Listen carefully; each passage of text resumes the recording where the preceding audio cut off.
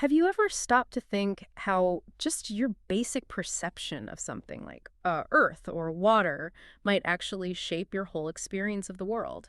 Mm. And what if the way we think we know things is, in a way, holding us back? That's a really profound question to start with. Well, today we're taking a deep dive into exactly that, using an incredibly potent ancient text, the Mūlapariyāyasuttaṃ. It's often called the root of all phenomena.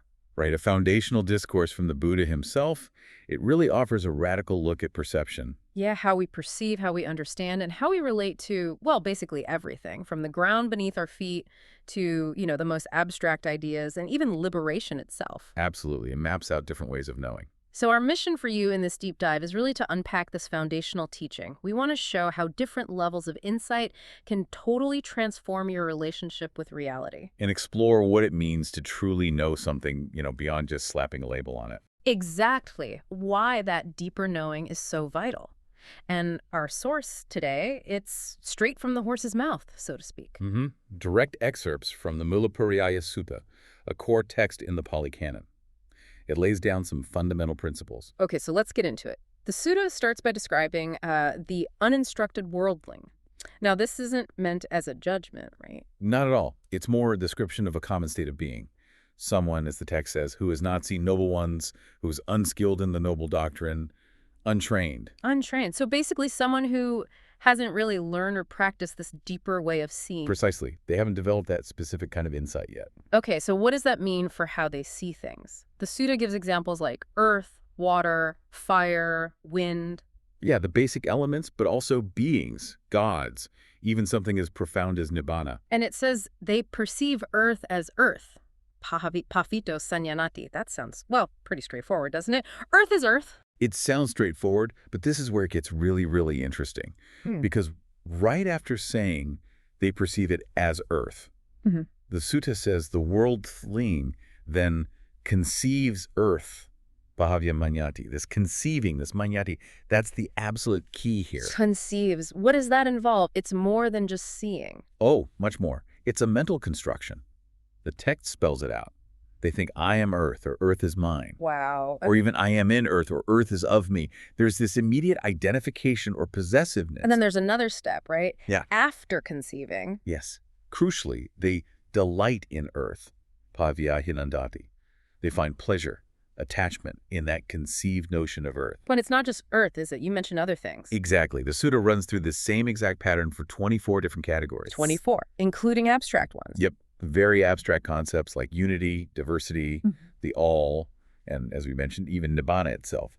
So even with nibbana, the ultimate goal, the uninstructed person perceives it, then conceives it in relation to themselves, my nibbana perhaps, and then delights in that concept. That's the pattern described. Perceive, conceive in relation to I or mine, and then delight. It shows how deep this mechanism goes. And why? What's the reason the sutta gives for this whole process? It's very direct. Apariññatavasati vadami. It is not fully understood by them. So this lack of full, deep understanding is what leads to the conceiving and the delighting. Precisely. It's the root cause of getting caught in these mental loops. Okay, that paints a clear picture of the starting point. Now, what about people who are, actively working on this? The sutta calls them a disciple in training. Right. Someone still in training, not yet attained liberation, aspiring for supreme security from bondage. They're on the path. So how is their perception different? Do they still perceive earth as earth? Yes, the initial discernment is similar. They discern earth as earth, pavito avijanati.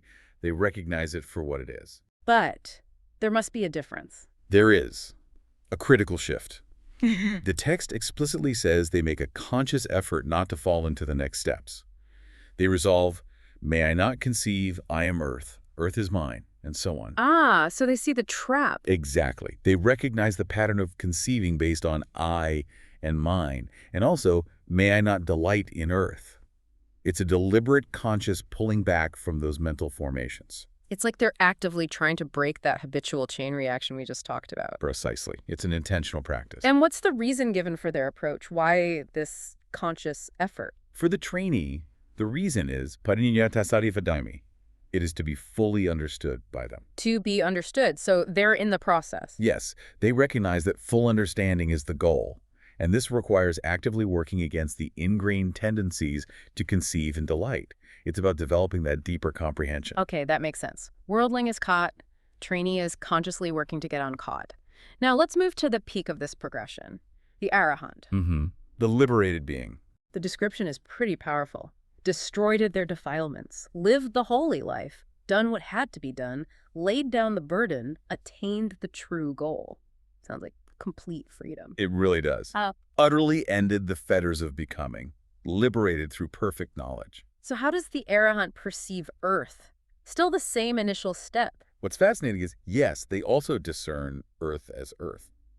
The raw perception isn't fundamentally different in that initial moment. But the rest must be. Completely.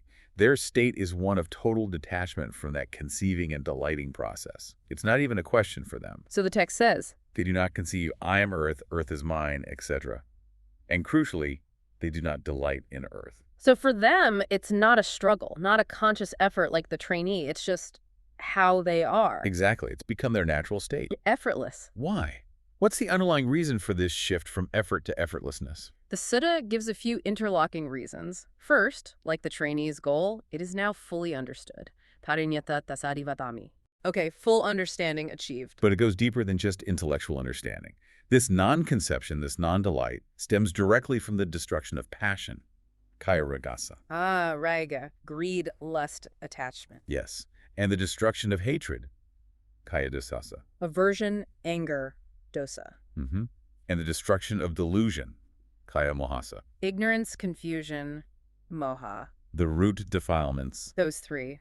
They are seen as the fundamental roots of all suffering and bondage.